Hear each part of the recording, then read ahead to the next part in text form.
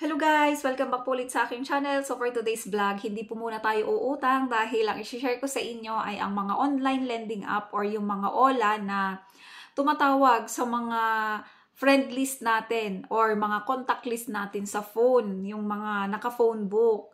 So ito guys ay naranasan ko na and sa dinami-dami ng mga inutangan ko, ang dami ko na din na-encounter na ganito. So i-share ko sa inyo para in the future or gusto nyong mag-loan ay may references kayo kung itutuloy nyo ba na mag-loan dito or mag-a-adjust kayo para makapag-loan kayo sa kanila.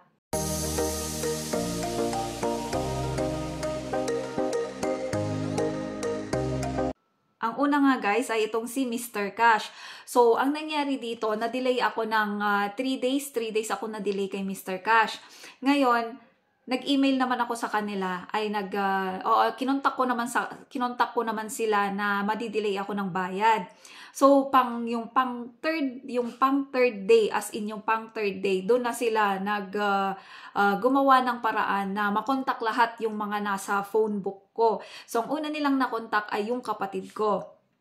Ngayon, sabi ng kapatid ko, nag-text yung kapatid ko, sabi niya, ate, may loan ka daw kay Mr. Cash, sabi niya.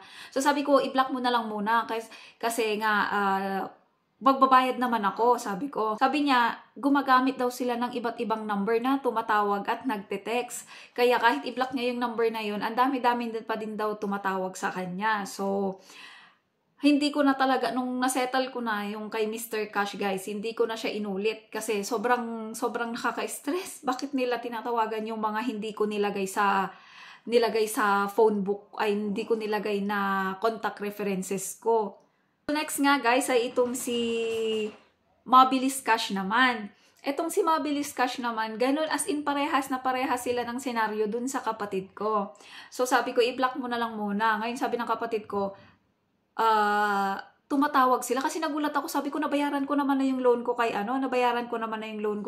Mr. Cash. Tapos sabi niya, hindi ate, mabilis cash daw, sabi niya. Sabi ko, hindi ko naman kayo nilagay na kasi medyo nagagalit na yung kapatid ko. Sabi ko, hindi naman kita nilagay na contact references. Sabi ko, na-access lang nila yung phone ko kaya tinatawagan kayo, pero hindi ko kayo nilagay na contact references. Sabi ko, kasi nga text blast tsaka tumatawag daw sila and ang dami-dami daw nila ginagamit na number na tatawag dun sa mga phone book or sa mga contact list natin sa phone.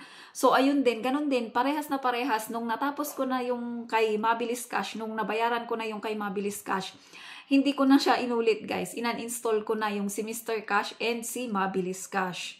Next guys ay itong hindi ko inaasahan na si One Hand. Ngayon si One Hand kasi nga sabi ko yung pag-loan ko kasi mali kasi yung pag-loan ko.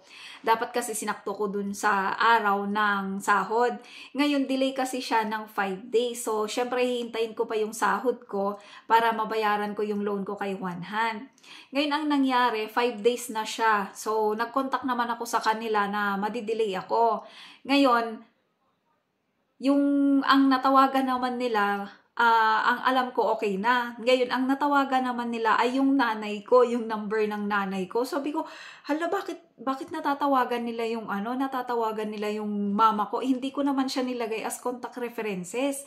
Tapos sabi ko, ala, bakit talagang na-access nga nila yung mga nasa phone list natin. Pag nag-allow permission tayo doon sa, di ba, nag-a-apply tayo, meron yung allow permission na yun, lahat yun, yung mga contact, yung mga messages, mga camera, ganon. So yun pala, doon nila nakikita yung mga contact natin sa phone. So, nag-text yung nanay ko, sabi niya, anak, may loan ka daw kay One Hand, sabi niya. So yun, ang ginawa ko, binayaran ko na yun si One Hand, and then, nag-loan ako sa kanya, ay nung nabayaran ko na siya, hindi na ako nadidelay ng bayad. Pero once lang ako na-delay sa kanila, pero hindi na nila ako pinareloan. So, ngayon hindi ko nagamit si One Hand. Pero maganda naman si One Hand kasi ang offer na nila sa akin ay 4 months na. Yun nga lang, hindi na nila ako pinareloan.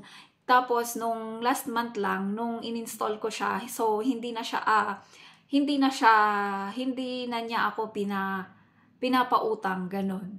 So, yun, pag delay ka pala kay one hand, pag delay ka or, pag delay, hindi na, malabo na. Kasi sa akin malabo na, hindi na nila ako pinapa-reloan. Itong next na ito guys ay yung sa kakilala ko naman, itong si Credit Peso. So nag-chat kasi yung kakilala ko kasi nakita niya yung mga vlogs ko na nagre-review ako ng mga online lending app. So nag-chat siya.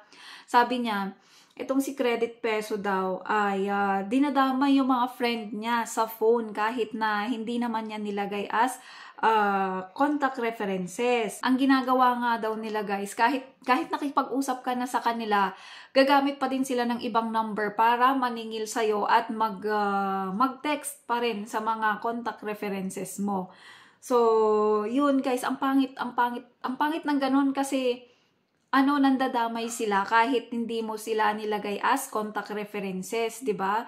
Kung tutuusin, hindi naman pwede sana 'yun na yung mga nasa contact list mo ay tinatawagan kahit hindi naman sila yung mga co-maker mo or yung mga nilagay mo as emergency contact. So next nga guys ay itong si Peso here. Kapag hindi ka sumasagot sa kanila ay lalo lang silang natitrigger or lalo lang silang gumagawa ng way para makapag-text or para maningil sila sa'yo sa inutang mo. Pero mali kasi yung ginagawa nilang, mali yung way nila ng paniningil. Kaya mas lalong ang daming hindi nagbabayad sa kanila. So meron pa yung nagte-text na, ite-text na tatawagan daw yung company, tatawagan daw yung company mo, tatawagan yung mga ganon-ganon. So, meron na yung may mga na doon, may parang nagbabanta na sila or nananakot na sila. Next nga guys ay itong si Benny Loan. So, itong si Benny Loan talaga yung nakaka-stress super. Kasi lahat na ginawa na, pati mga yung mga email mo, lahat na. Tapos sasabihin yung sa company, magtatawag daw sila sa company. So halos pare-parehas lang sila guys ng sinasabi. Halos pare-parehas lang sila ng sinasabi na tatawagan yung company, ipapabarangay ka, pipick upin yung mga gamit mo, ganun.